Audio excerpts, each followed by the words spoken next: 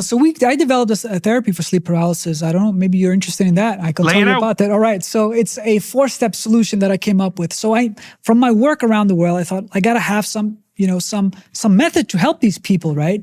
So how could I help them? This was my thought. How can I help these guys, right? And so one thing is that I noticed that, for example, prayer and meditation and prayer and thinking about positive things was helpful. In a lot of instances, people would lay down and think about, whatever God they believe in, and that would actually help them.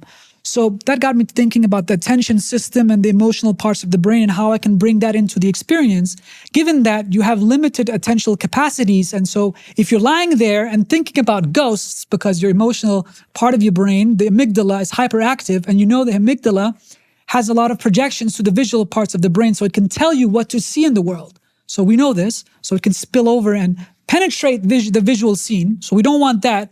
So I thought, how can I bring in the positive affect to the experience and make it more benign? Mm-hmm, mm-hmm.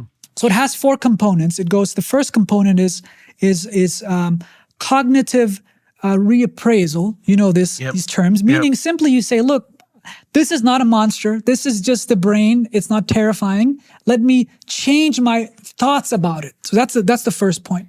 You do that when the emotion, the experience strikes, and you close your eyes just to filter any visual inputs. Next step is emotional and psychological distancing. You go, since it's just the brain, given that it's common all around the world, there's no reason for me to be scared of this. So you kind of distance yourself from the event.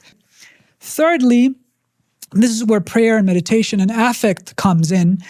You put all your attention on a positive emotional object in your mind. So you bring to mind, could be God, somebody who believes in God. It could be your mother's face. It could be anything emotionally salient. And you focus hyper attentively on that because you focus intensely on this object, let's say God. And then fourthly, you meditate. And meditate meaning you do a mindfulness kind of detachment